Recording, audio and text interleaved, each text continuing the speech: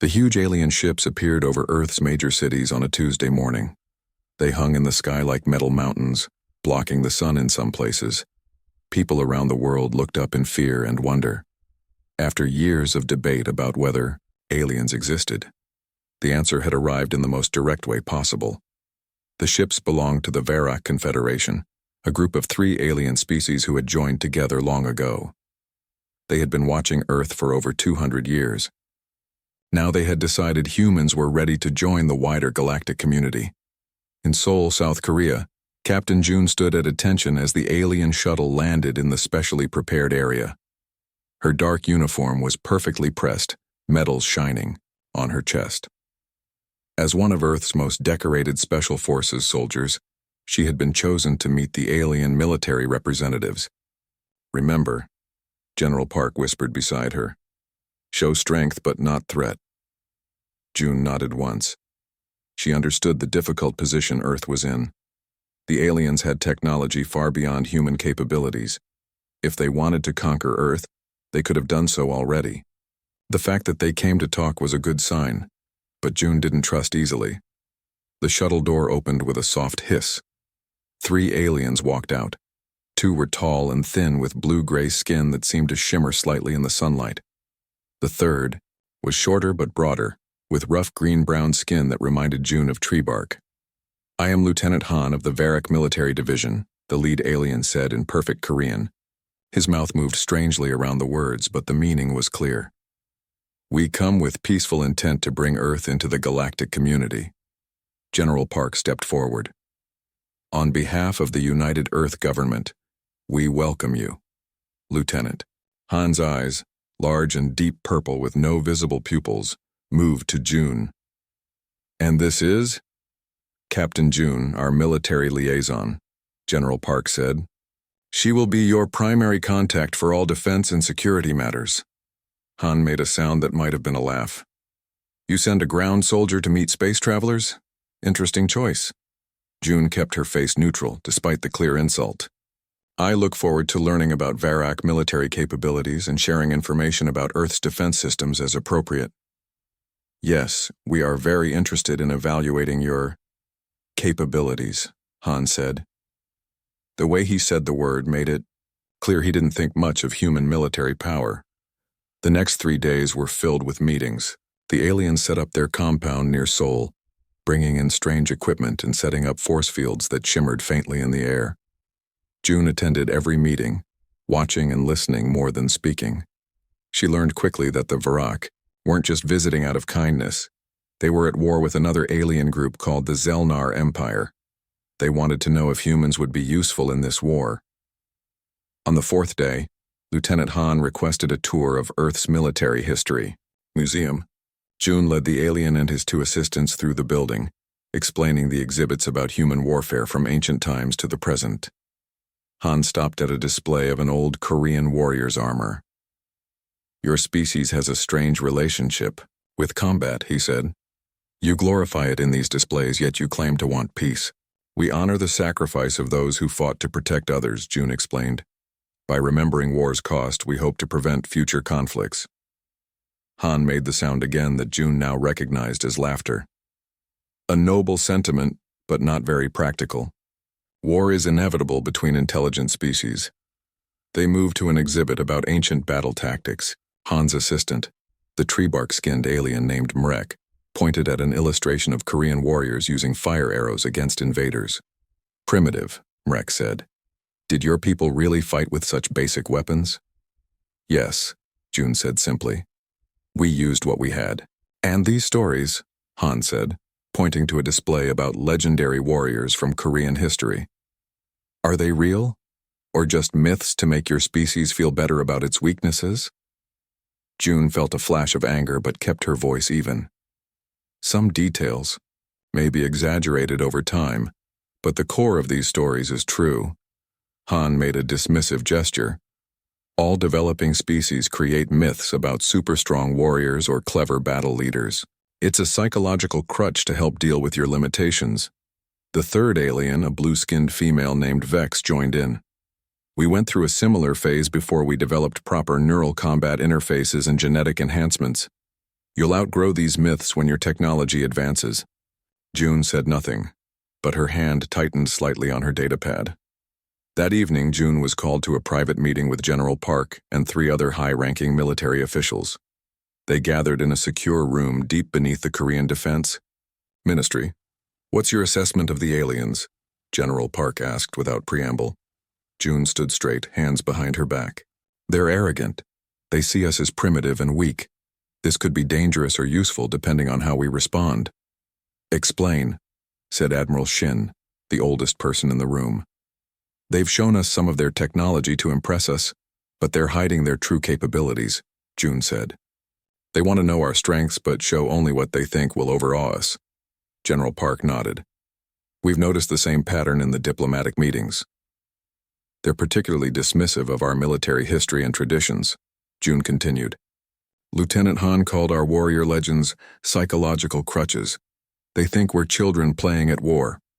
"And this bothers you?" asked Colonel Bay, a thin man with sharp eyes. "No," June replied. "It gives us an advantage. They've revealed much about their psychology while learning little about ours." "What do you suggest?" General Park asked. June thought for a moment. "Let them continue to underestimate us, then offer a demonstration that will change their perspective." "What kind of demonstration?" Admiral Shin looked interested. "A joint training exercise. Their soldiers against our special forces. On our terrain with limited technology." General Park's eyebrows rose. "You want to challenge them directly?" "That's risky." "They respect strength and capability above all else," June said. "Right now, they don't think we have either.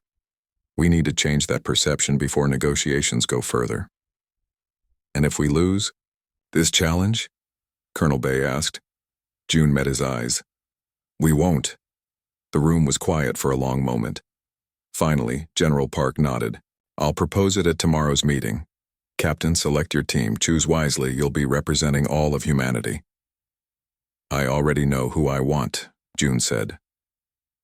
The next day, June sat across from Lieutenant Han in the main conference room of the alien compound. She had just finished proposing the joint exercise. Han's purple eyes seemed to glow with amusement. "You wish to pit your soldiers against Varak military specialists? With all respect, Captain, this seems unwise." "It's just training," June said with a small smile. "A way to learn from each other." "There is little we could learn from humans about combat," Han said. "We have been fighting wars across star systems while your people were still using those fire arrows we saw in your museum." June kept her expression neutral. "Perhaps, but all good soldiers know that practical experience teaches more than theory." Han conferred briefly with his assistants in their own language, a series of clicks and humming sounds. Then he turned back to June. "We accept. It will be educational for your people to see true military efficiency," Han said. "I will select 6 of our tactical specialists. You may choose an equal number." "Thank you," June said. "I look forward to this educational experience." As she left the compound, June allowed herself a small smile. Phase 1 of her plan was complete. Now she needed to gather her team and prepare them for what was coming. The aliens thought human military traditions were just myths and stories. Soon they would learn the truth that lay behind those legends. Captain June stood at the edge of the training grounds watching as her team prepared their equipment. The mountain range in northern South Korea had been chosen for the joint exercise with the Varak soldiers. Tall peaks, thick forests, and deep valleys made a perfect testing ground. "Are you sure about this, Captain?" Lieutenant Tae asked as he checked his sniper rifle. Tall and thin, Tae was the quietest member of the team. He could sit for days without moving, waiting for the perfect shot. "I'm sure," June said. "The aliens need to learn something important about humans." Commander Suk walked up carrying a bag of what looked like simple explosives. Despite dealing with dangerous materials, she always had a smile on her face.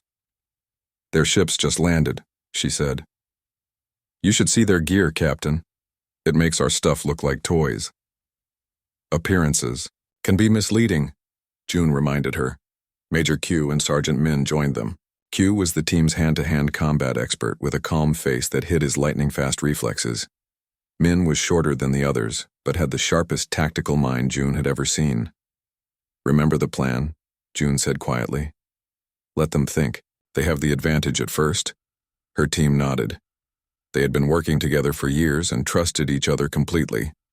Lieutenant Han led his 6-member team across the field toward the humans. The Varak soldiers wore sleek exoskeletons that enhanced their strength and speed. Small devices attached to their temples connected them to each other through neural links, allowing them to communicate without speaking. Han felt a mix of amusement and pity as he looked at the human soldiers in their simple uniforms. They carried basic weapons and wore no visible technology. This exercise would be over quickly. "Captain June," Han said with a slight nod. "My team is ready." "As is mine," June replied. "Let's review the rules." They stood between their teams. As June explained the exercise, each team had a base at opposite ends of the training zone. The goal was to capture the enemy base while defending your own. Training weapons would mark hits with colored dye instead of causing real harm. "The exercise will last 24 Earth hours," June finished. "Any questions?"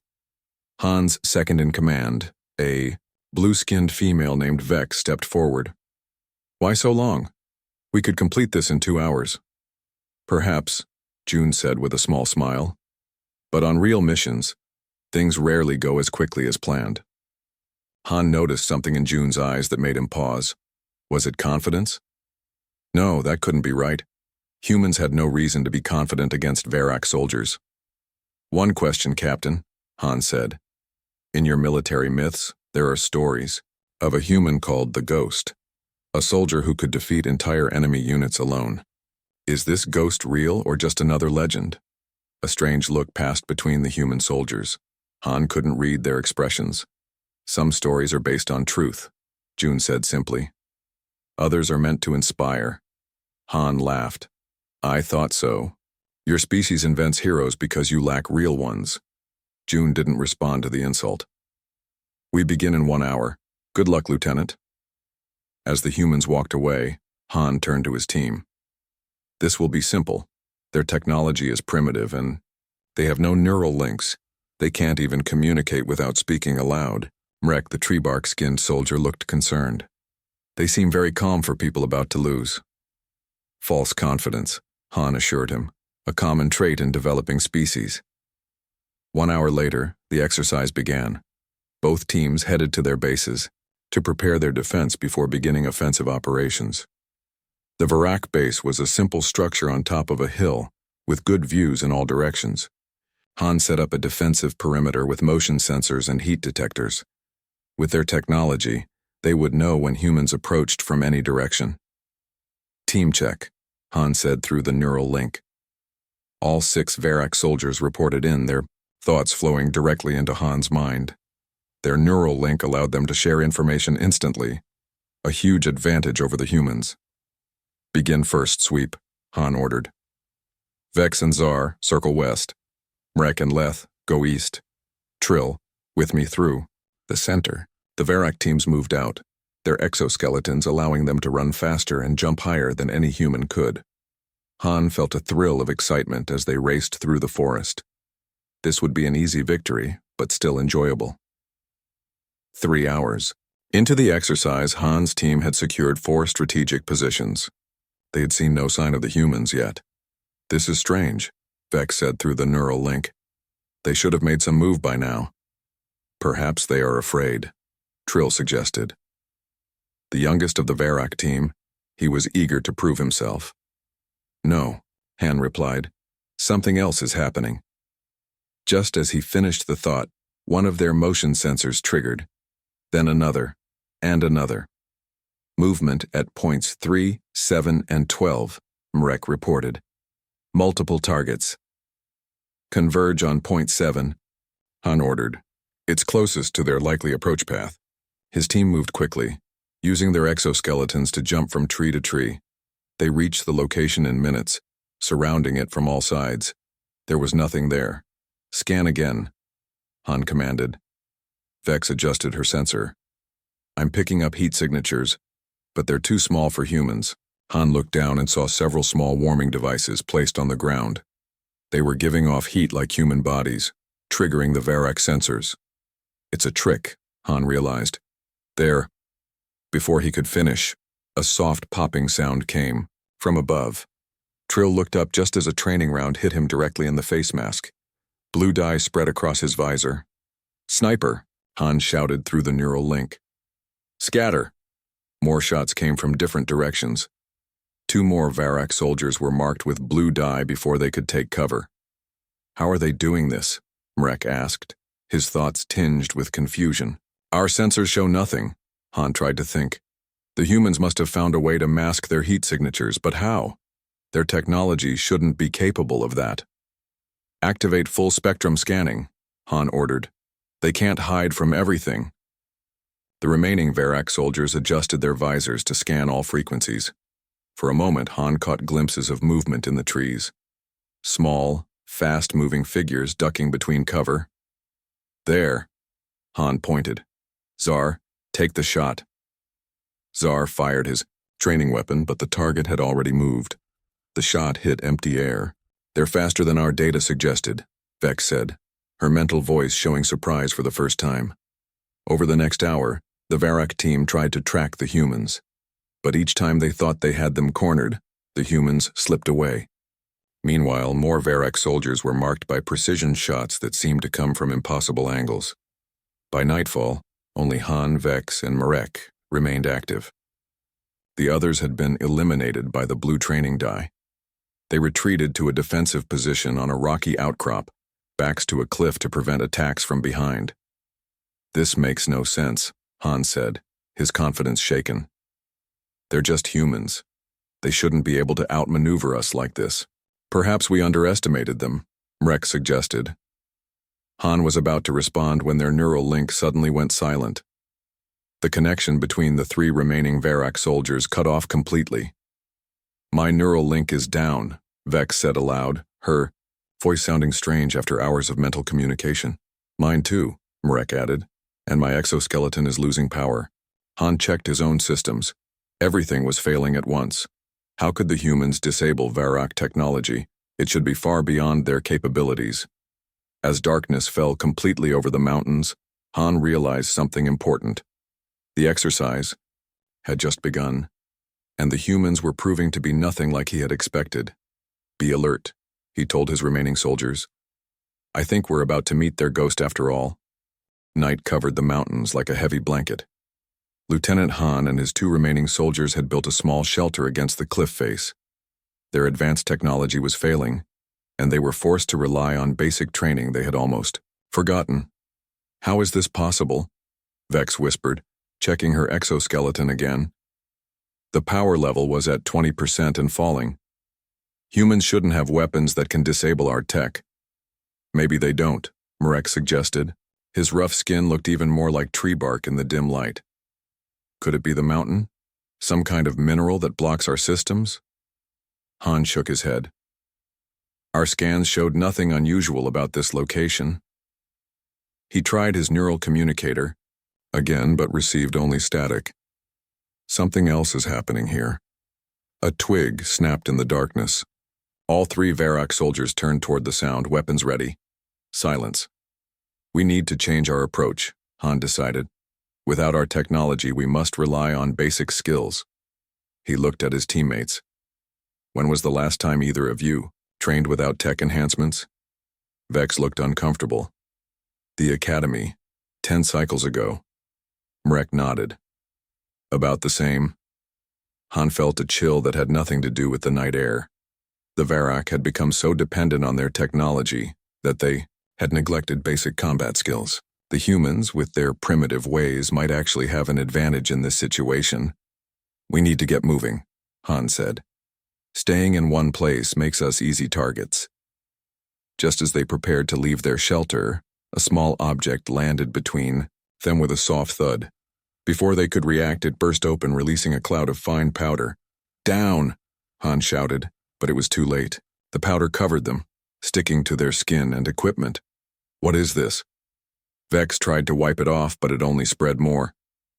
Mrek examined it closely. "Some kind of tracking substance. It will show up on their visual equipment." Han realized what had happened. They used our own tactics against us. We can't see them because they're hiding their heat signatures, but now they can see us clearly. A voice called from the darkness. Very good, Lieutenant Han. The three Varrock soldiers turned to see Sergeant Min step into view. The short human held no weapon and seemed completely at ease. Your tech isn't failing because of our weapons, Min explained. It's failing because you're in a dead zone we created using the mountain's natural electromagnetic field. Simple science, amplified with basic equipment. Han raised his weapon. You should not have revealed yourself. Min smiled. Who said I'm alone? Suddenly, training rounds hit Mrek and Vex from behind. Blue dye spread across their backs. They were eliminated from the exercise. Han spun around but saw nothing. How had the humans gotten behind them without making a sound? It's just you now, Lieutenant, Min said. Your base has already been captured. The exercise is technically over, but we thought you might want to see how we did it. Han felt anger and confusion mixed together. This is impossible. Humans don't have the skills or technology to defeat Varrock soldiers. That's your first mistake, Min replied.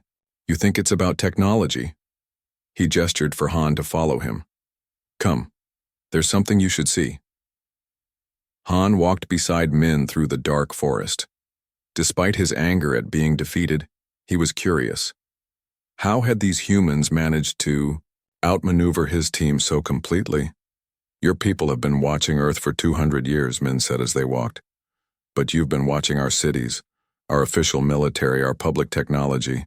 We are thorough, Han defended. Our observation posts monitor all significant human activities. Min laughed softly. All the ones you can find.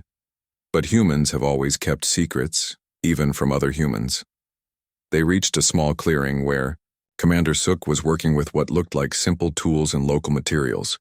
This is how we created your dead zone, Min explained. Commander Suk used the iron in these mountains, combined with copper wire and natural crystals found in the caves. No advanced technology, just knowledge of basic physics and the local environment. Han watched as Suk twisted wires around rocks, creating what looked like primitive devices. Yet these simple tools had somehow disabled Varrock neural links and exoskeletons. And your heat signatures? Han asked. How did you hide from our sensors? Mud, Major Q said, stepping into the clearing. His uniform was covered in a thick layer of dark clay, mixed with local plants that naturally absorb heat. An old trick our ancestors used to hide from predators thousands of years ago. Han's mind raced to process this information. The humans weren't using advanced technology to defeat the Varrock. They were using ancient knowledge combined with a deep understanding of their environment. Where is Captain June? Han asked, looking around the clearing. Finishing the mission, Min replied with a small smile. At that exact moment, June was inside the Varrock base.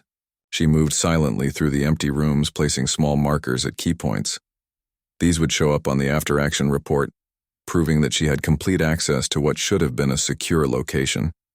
She wore no special equipment. Her uniform was covered in the same mud mixture as Q's, and she carried only basic weapons.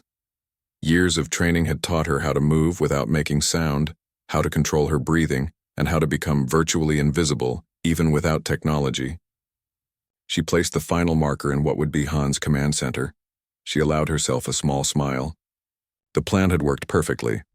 While Min, Suk, and Q had disabled the Varrock technology and eliminated most of their team, Lieutenant Tay had provided precision covering fire from hidden positions, and she, June, had slipped past their perimeter to complete the main objective. The humans had won, not with superior technology, but with superior training, knowledge of their environment, and the ability to adapt.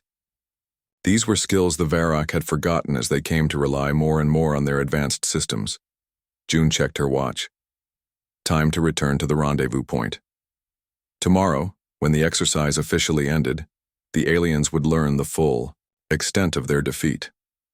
But more importantly, they would begin to understand that human military traditions weren't just myths. They were the foundation of a different kind of strength. Back in the clearing, Han was struggling to accept what he had seen. Your team planned this from the beginning, he said to Min. You knew our weaknesses. Everyone has weaknesses, Min replied. The difference is we expect to have weaknesses and train to overcome them.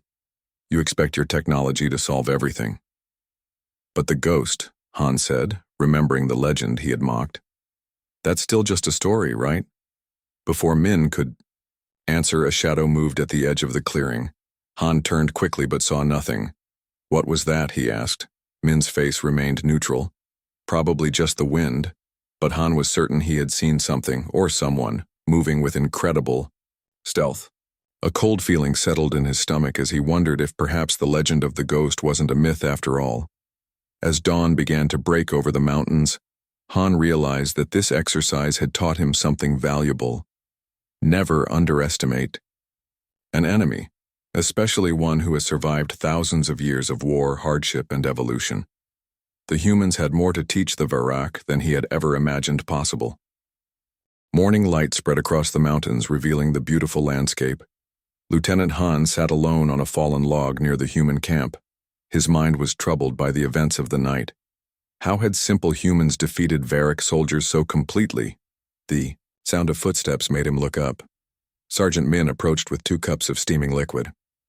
Coffee, Min explained, offering 1 cup to Han. A human drink that helps us think. Han accepted the cup cautiously. The hot liquid was bitter, but not unpleasant. Where are the rest of your team? He asked. Around, Min said vaguely. Major Q is checking the perimeter. Commander Suk is collecting her devices. Lieutenant Tai is wherever snipers go when they're not shooting. He smiled slightly. And Captain June is waiting for you at your base. Han nearly dropped his cup. June is at our base? Alone? Min's smile grew wider. She's been there most of the night. This was impossible.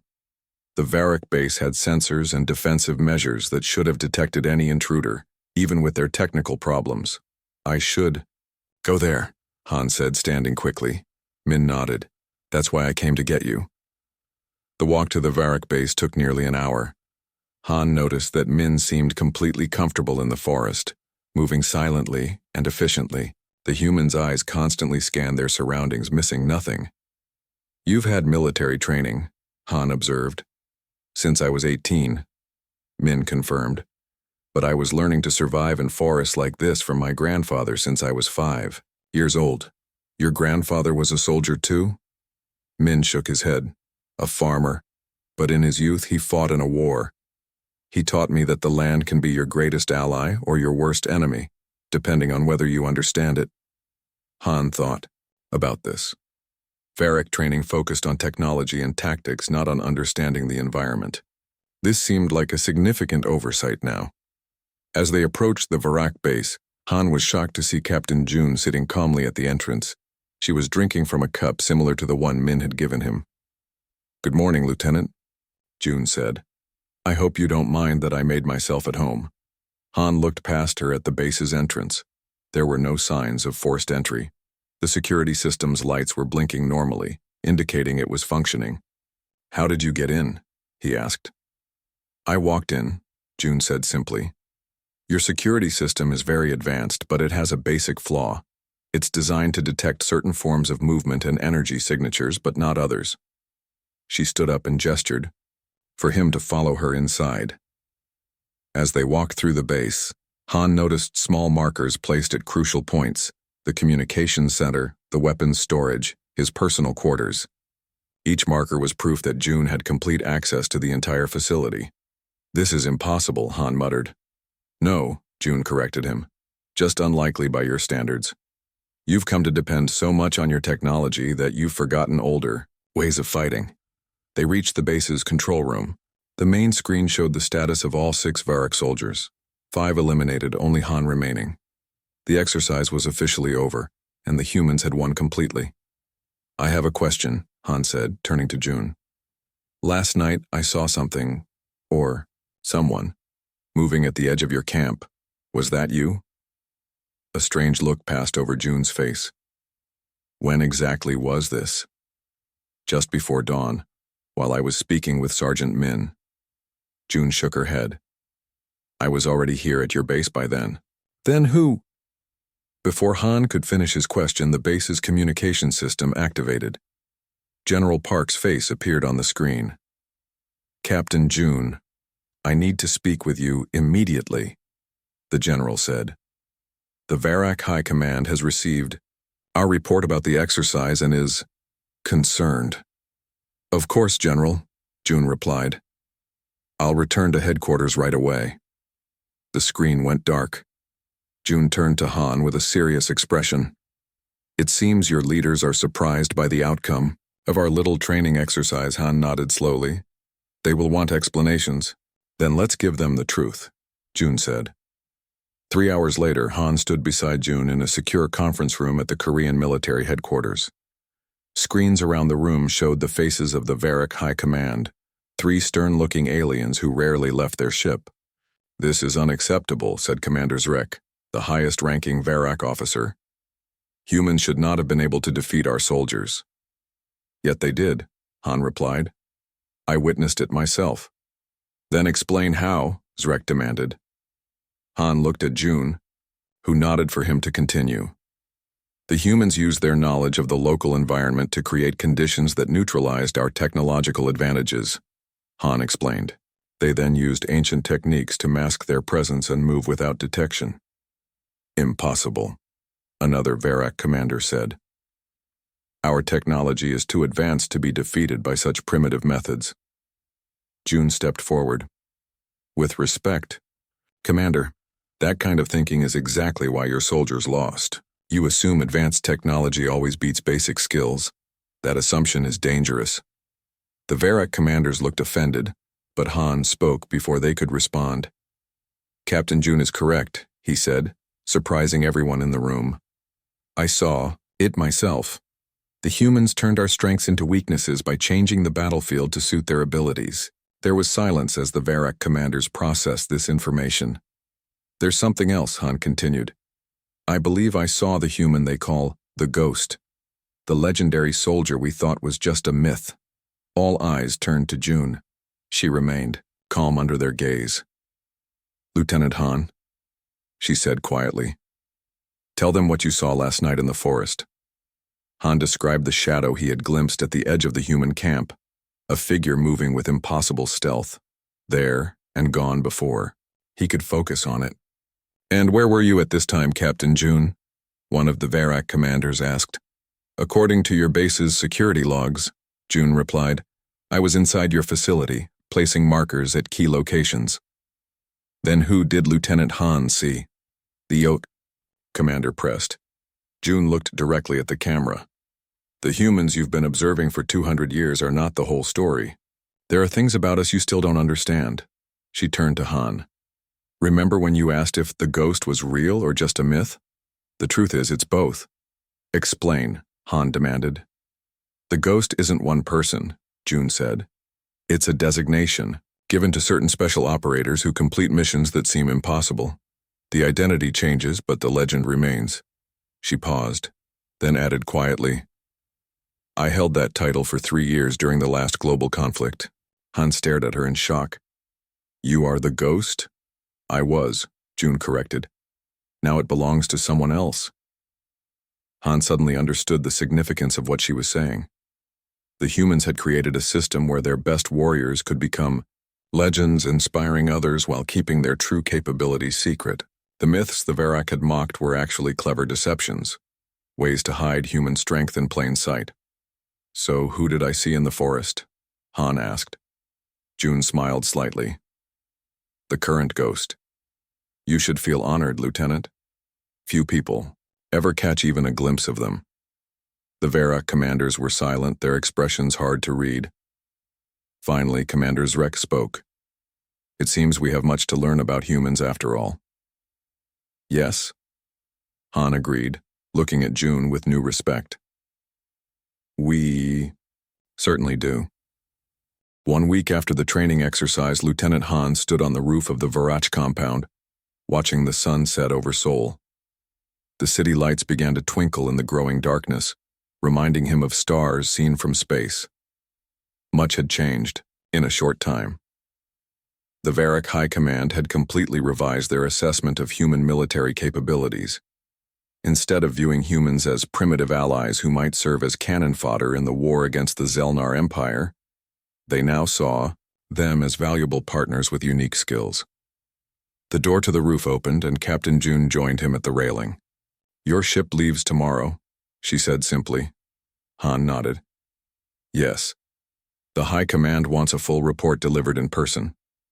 "And what will you tell them?" June asked. Han thought carefully before answering. "The truth. That humans are not what we thought. That your species has strengths we failed to see because we were blinded by our own technological pride." June seemed pleased with this answer. "Good. Understanding is the first step toward true cooperation." They stood in comfortable silence for a few minutes watching the city. Han had many questions, but one pressed on his mind more than others. "The current ghost," he said finally. "Is it someone I've met?" June's face revealed nothing. "I can't answer that." "Is it Sergeant Min?" Han guessed. "He moves with unusual skill." "Min is very good," June agreed. "But so are Tae, Suk, and Kyu. That's the point of the ghost system. Anyone could be the ghost, so enemies must treat everyone as if they might be." Han suddenly understood the brilliance of the human approach. It's psychological warfare. You make your enemies fear shadows and whispers. "Exactly," June said with a small smile. "Fear is a powerful weapon, especially when your enemies believe themselves superior." Han looked at her with new respect. "We have much to learn from humans." "And we have much to learn from you," June replied. "Your technology could help Earth in many ways. But true alliance comes from mutual respect, not just shared interests." Han was about to respond when his communication device beeped urgently. He touched it, and a holographic image of Commander Zrek appeared. "Lieutenant Han, return to the ship immediately," Zrek ordered, his voice tense. "The Zelnar have launched a surprise attack on our outpost in the Cygnus system. They're using some new technology that disables our defense systems." The hologram disappeared. Han turned to June with a troubled expression. "I must go," he said. June nodded. "I understand. War doesn't wait for diplomacy." Han hesitated, then asked, "Would you consider coming with me as an advisor? The Zelnar are using tactics similar to what your team used in our exercise. Your insight could be valuable." June seemed surprised by the request. "I would need authorization from my command." "Of course," Han said quickly. "I will speak with General Park immediately."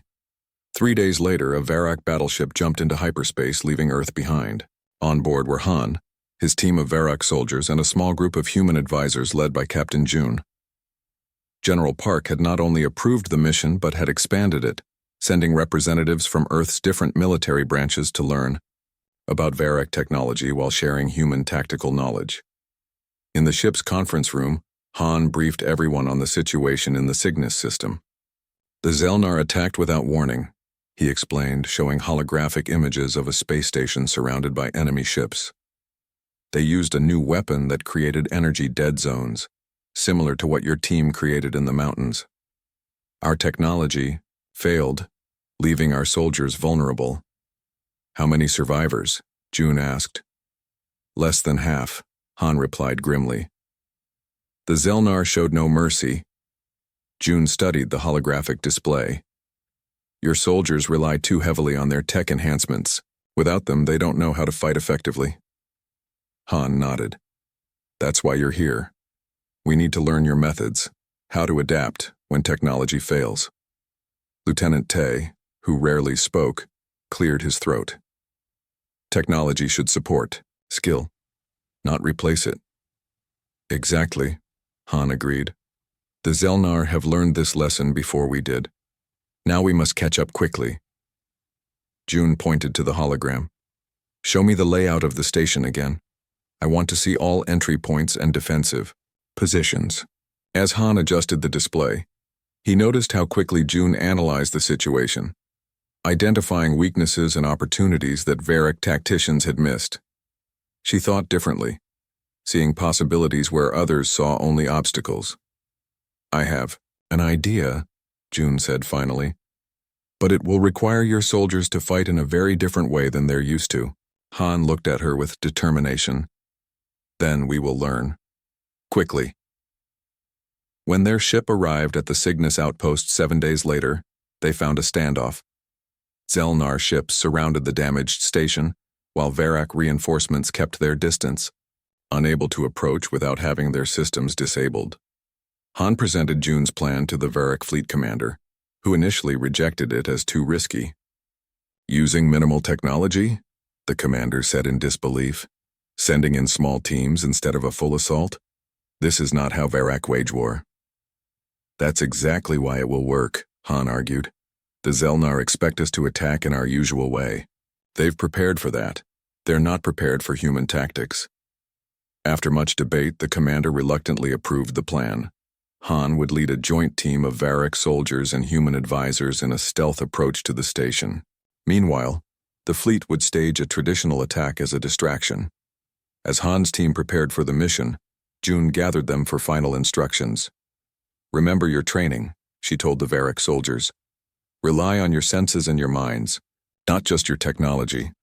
Work together and adapt to changing situations. Han watched his soldiers nod with new confidence.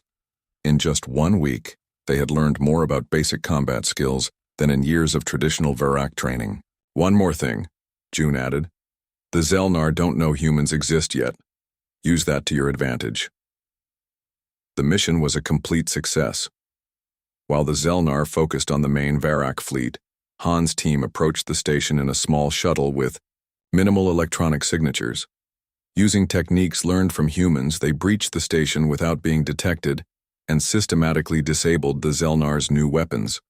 With their technology advantage neutralized, the Zelnar were quickly defeated by the Varak fleet. The surviving station crew was rescued, and valuable data about Zelnar weapons was recovered. In the aftermath, Han found June looking out a viewport at the stars. You've changed everything, he told her. Not just this battle, but how the Varak will fight all future wars. June shook her head.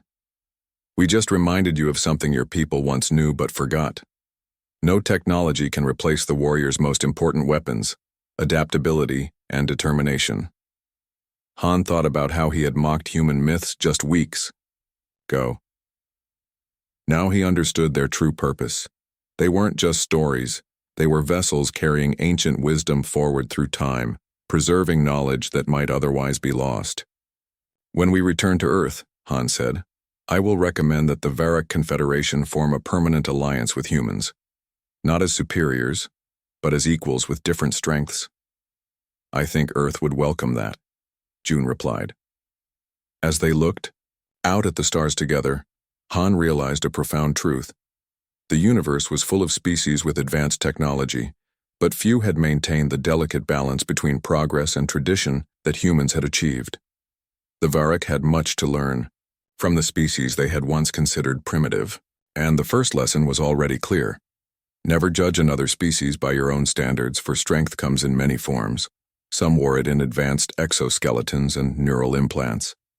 Others hid it in myths and legends, passing it down through generations.